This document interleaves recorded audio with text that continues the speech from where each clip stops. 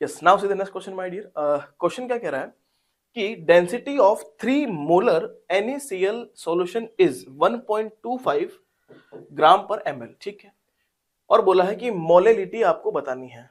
Okay, तो first of all अगर अपन देखें कि मोलेलिटी क्या होती है, what is the formula for molality my dear? The formula for molality is basically what number of moles of solute. Okay, मैं लिखता हूं नंबर ऑफ मोल्स, ऐसे लिखता हूं ना, सही रहेगा, एक मिनट।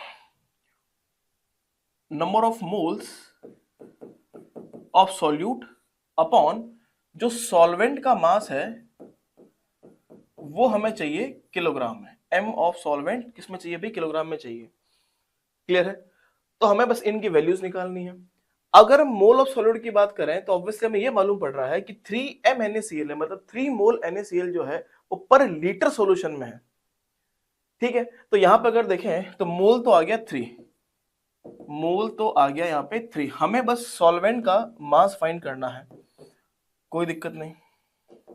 हम अगर यहां से बात करें कि भाई अगर हम सॉल्यूशन की बात करें तो सॉल्यूशन में कौन कौन होते हैं भाई? सॉल्यूशन में होते हैं आपके पास सॉल्यूट भी होता है और सॉल्यूशन में सॉल्वेंट भी होता है।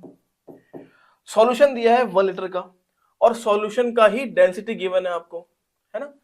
तो इस सॉल्यूशन का मास कितना हो जाएगा, है ना?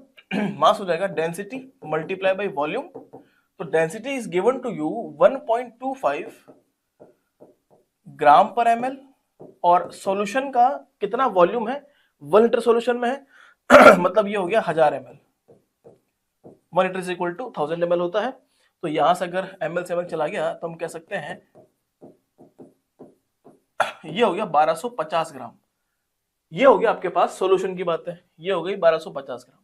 अच्छा, अगर मैं कहूं तो सॉल्यूट कितना है? सॉल्यूट दे रखा है आपके पास 3 मोल, तो 3 मल्टीप्लाई बाई NaCl का जो मोलर मास हम निकाल सकते हैं क्या?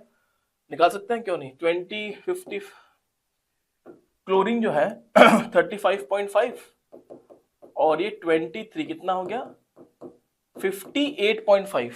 तो 3 मल्टीप्लाई बाय 58.5 कितना हो गया 175.5। ये हो गया सॉल्यूट, इतने ग्राम है।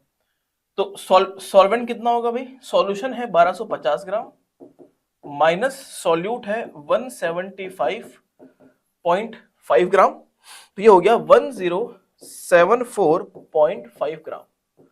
ये हो गया आपके पास इन ग्राम। बस आ गया क्वेश्चन। तो मोल ऑफ सॉल्वेंट, सॉल्यूट तो हमने निकाल लिए थे 3, mass of solvent in kilogram तो 1074.5 और ये ऊपर जाएगा, ये किलोग्राम में रखना है मेरे को, 10⁻³ करना पड़ेगा, तो ये हो गया 1000।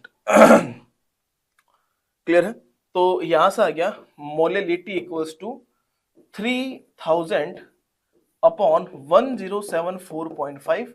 तो यहां से अगर आप निकालेंगे value, it will be approximately 2.79। ये हो गया मोलेलिटी का वैल्यू 2.79। इस तरीके से क्वेश्चन को अपन सॉल्व कर सकते हैं।